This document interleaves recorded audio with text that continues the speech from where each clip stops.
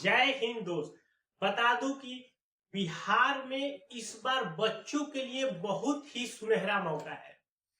इस बार ये कह सकते हैं कि बिहार के बच्चे के लिए इस बार नहीं तो कभी नहीं, क्योंकि बता दें कि बिहार में लगातार वैकेंसियां निकले जा रही है। हर एक विभाग में वैकेंसी निकल आ रही है। इसी बार भी जो वैकेंसी निकली है, दरोगा के लिए वैकेंसी निकली हुई है। ठीक है, जो कि हम बात करेंगे पूरा डिटेल्स में इसके बारे में। इससे पहले मैं बता दूं कि अभी लगातार जो वैकेंसियां चल रही हैं, बिहार एसएससी का CGL 4 है, बिहार परिचारी चल रहा है, AEDO है। ये तीन मुख्य अभी वैकेंसियां चल रही है, और जिसमें से दो का जैसे ही डेट खत्म होगा, एक 24 को खत्म हो रहा है और एक 26 को, उसके बाद बिहार दरोगा वाला भी शुरू होने वाला है। तो इसलिए बिहार वाले बच्चे एकदम अटेंशन होके इस बार सारी वैकेंसियां का लाभ ले। इसका लाभ लेने का इसलिए मैं बोल रहा हूं, एक तो बिहार सरकार ने फॉर्म भरने का चार्ज एकदम कम कर दिया है, तो बिहार को बच्चे को फॉर्म भरने में बहुत ही अच्छी सहूलियत मिल रही है। इसीलिए जितनी भी बिहार की वैकेंसियां निकल रही है, आप कोशिश करिए कि सारी वैकेंसी को फॉर्म डालिए और जबरदस्त तैयारी करिए, क्योंकि 2025 में आप सब किसी भी विभाग में देख रहे हैं कि हर एक विभाग का जितने भी सरकार के द्वारा वैकेंसियां बची हुई थी, सब में कुछ ना कुछ पोस्ट है। चाहे वो टीचर हो, चाहे वो दरोगा हो गया, चाहे परिचारी हो गया, चाहे सचिवालय हो गया, चाहे शिक्षा विभाग का अधिकारी हो गया, आप देखते रहिए। इसलिए आप लोग पूरा शिद्दत से फॉर्म भी भरिए और साथ के साथ तैयारी में भी लग जाइए। और इस तरह की वीडियो पाने के लिए हमारे चैनल को जो सब्सक्राइब करिए। देखिए, बात करते हैं वैकेंसी का, तो इस बार जो वैकेंसी निकल के आ रहा है 1799 पदों के लिए है, जिसमें से एक बात बता दूं कि 35% जो सीट होगा ये फीमेल के लिए यानी कि लड़कियों के लिए रिजर्व होगा। यानी आपके लिए 35% सीट अलग से है इसी में। ठीक है, इसका जो क्वालिफिकेशन मांगा जा रहा है ग्रेजुएशन पास, लेकिन आप ग्रेजुएशन पास कब का, जिसका भी रिजल्ट 1/8/2025 तक जिस भी ग्रेजुएशन वाले का रिजल्ट आ गया है, जैसे जिसका 25 के सेशन में लास्ट कर रहा होगा और जिसका रिजल्ट 1/8/2025 तक आ गया है, वो भी बच्चा इस फॉर्म को डाल सकता है। लेकिन अगर किसी का 2/8 को भी रिजल्ट आया होगा तो वो इस बार इसका फॉर्म नहीं डाल सकता है। तो क्लियर है कि आपका रिजल्ट अगर 1/8/2025 तक आपका रिजल्ट आ चुका है तो आप इस फॉर्म को भर सकते हैं। एक चीज और बता दूं, अब बात रहेगी कि जो फॉर्म भरने के लिए आपका मार्कशीट मांगा जाएगा, तो आप उसके लिए बिल्कुल न घबराएं। आजकल आप लोग देखिएगा कि जब भी नेट का कॉपी आप प्रिंट करेंगे तो वो उसके में भी आपका सर्टिफिकेट नंबर और रिजल्ट पब्लिश डेट दोनों दिया रह रहा है। तो इसलिए आप इस म्यान में मत रहिएगा कि मेरा ओरिजिनल मार्कशीट अभी कॉलेज में नहीं आया है, यूनिवर्सिटी ने नहीं दिया है तो आप फॉर्म नहीं भर सकते। नहीं, आप नेट कॉपी निकालिए, नेट कॉपी पे सारी चीजों को अवेलेबल है, आप उससे फॉर्म भर सकते हैं। ठीक है, एज की बात करें तो एज है 20 साल से लेकर 37 साल तक। ये भी एज की गणना 1/8/2025 से की जा रही है। ये आपको हो गया जनरल और ईडब्ल्यूएस वाले के लिए। अगर कोई ओबीसी का कैंडिडेट है तो उसको 3 साल की छूट दी जाएगी, यानी उसको 20 साल से लेकर 40 साल तक वो अपना भर सकता है। SC ST के लिए 5 साल दिया जाता है, तो वो आपके 42 साल तक फॉर्म इसको डाल सकता है। ठीक है, एज का फॉर्म आपका मैं बता दूं कि 26 सितंबर से शुरू हो रहा है और आपका 26 अक्टूबर तक, यानी पूरा एक महीना आपके पास समय है आपका फॉर्म भरने का। लेकिन भैया फिर भी मैं बता दे रहा हूं कि बिहार के साइट पे भरोसा मत करिएगा, आप फॉर्म लास्ट डेट से पहले पहले भर लीजिएगा। और फॉर्म भरने का फी में क्या बोला था कि बहुत ही नॉमिनल हो गया है, 100 रुपए charge. All candidate, male female SC ST OBC कोई भी है, किसी के लिए तो सभी के लिए समान हो गया है। मात्र आपका 100 रुपए चार्ज लग रहा है। पहले आप इसी फॉर्म को भरते थे तो आपको याद होगा 675 रुपए आपके चार्ज पे करने होते थे। तो अब समझिए कहां आप एक फॉर्म का 675 रुपए कर रहे थे, आपने मात्र 100 रुपए करना है। तो ये आपके लिए अच्छी बात है। इसीलिए बिहार के फॉर्म का मैं बोला है कि दाम कम होने के कारण जितनी भी वैकेंसियां निकल रही है, आपको फॉर्म भरने में सहूलियत है। आप फॉर्म भरिए और अच्छे से अपना तैयारी भी करते रहिए। इसका सिलेक्शन की हम बात करें तो पहले आपका प्री एग्जाम होगा, फिर आपका मेन एग्जाम होगा, फिर PET और PST होगा, फिर आपका डॉक्यूमेंट वेरिफिकेशन, उसके बाद फिजिकल, यानी इन स्टेपों से आपके गुजर रहे हैं।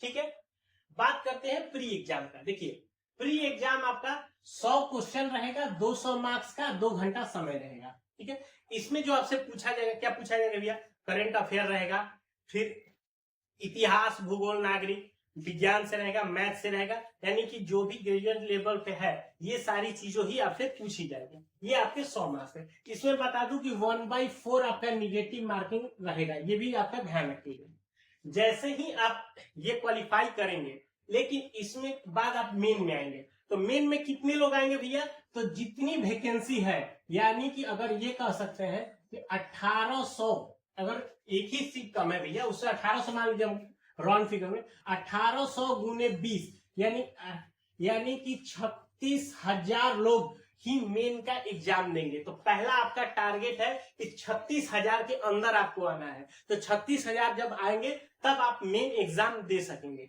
मेन एग्जाम में 2 पेपर होता है। पहला पेपर होगा एक हिंदी का पेपर होगा, जिसके लिए 100 क्वेश्चन रहेंगे, 200 मार्क्स और 2 घंटे का। ये जो हिंदी वाला पेपर होगा, इसका आपका मार्क्स आपके मेरिट में काउंट नहीं होगा। इसको आपको मात्र केवल क्वालिफाई नेचर का है, इसको आपको केवल हर हाल में पास करना है, यानी कि 30 मार्क्स 30%, यानी कि अगर ये कह सकते हैं कि 60 मार्क्स आपको लाने हैं। चूंकि 200 मार्क्स का है तो इसका 30% आप करें तो 60 मार्क्स आ जाएगा। तो आपको 60 मार्क्स केवल लाने हैं, इसका आपका काउंट तो नहीं करें। हाँ, लेकिन इस बात का ध्यान रखिए, अगर यदि आपका 60 मार्क्स नहीं आएगा तो उसके बाद आपका पेपर 2 जो मेन में है वो आपका चेक नहीं किया जाएगा। तो इसलिए सब चीजों को आपको ध्यान में बैलेंस बना के चलना है। उसके बाद जब कर लेंगे तो आपका मेन का दूसरा जो पेपर होगा वो भी 100 क्वेश्चन होगा, 200 मार्क्स और 2 घंटा।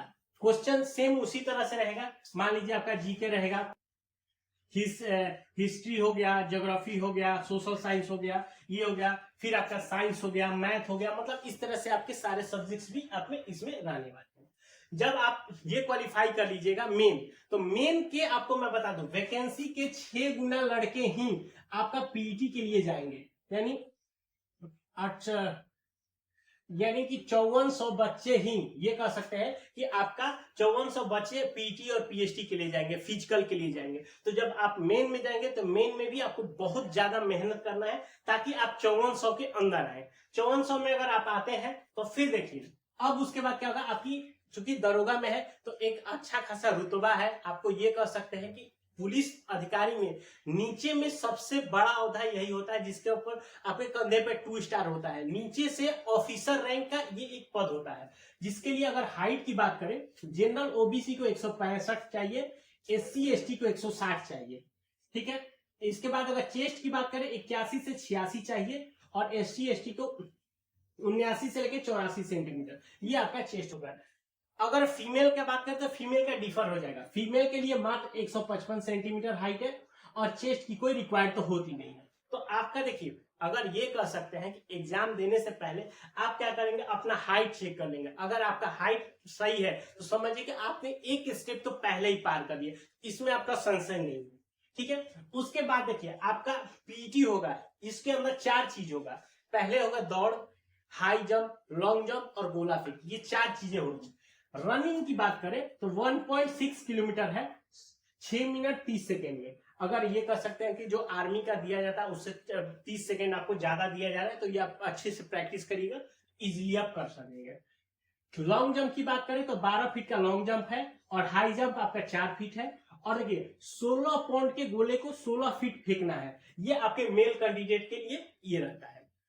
फीमेल में अगर कोई होगा तो फीमेल के लिए 1 किलोमीटर आपका दौड़ रहेगा 6 मिनट में, 9 फीट का आपका हाई लॉन्ग जंप होगा, 3 फीट का आपका हाई जंप होगा, और 12 पाउंड के गोले को आपको 10 फीट फेंकना है, ये आपका है। तो यही आपके सारी चीजें हो गए, प्री, मेन और पीटी पीएचडी। यहां तक यहां ही क्लियर करेंगे तो आपका सारी चीजें क्लियर हो जाएंगी।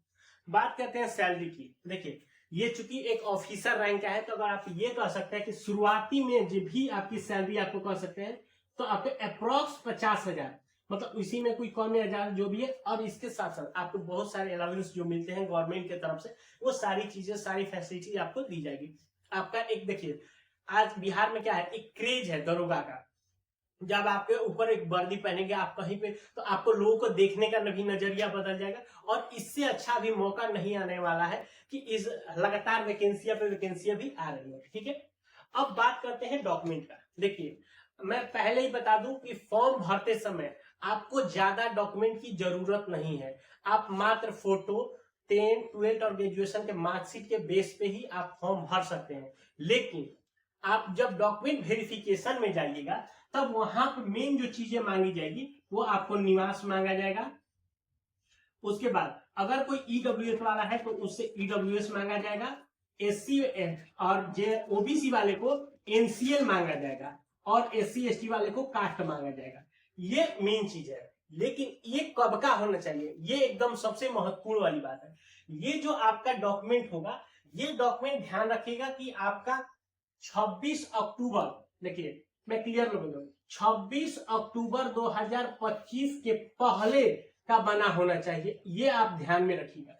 ऐसा नहीं कि आप फॉर्म तो भर दिए लेकिन आपको जब डॉक्यूमेंट बनाते बनाते पता चला कि अगर आपका कोई भी जैसे एनसीएल हो, ईडब्ल्यूएस हो या कास्ट हो, कोई भी इवन 27 अक्टूबर 2025 को भी अगर ये आपका डॉक्यूमेंट बना हुआ है तो आपकी सारी मेहनत पर पानी फिर जाएगा, केवल एक गलती के चलते कि आपका डॉक्यूमेंट का डेट, मात्र आपका जो वो डेट रिक्वायर्ड है उससे एक दिन ज्यादा है।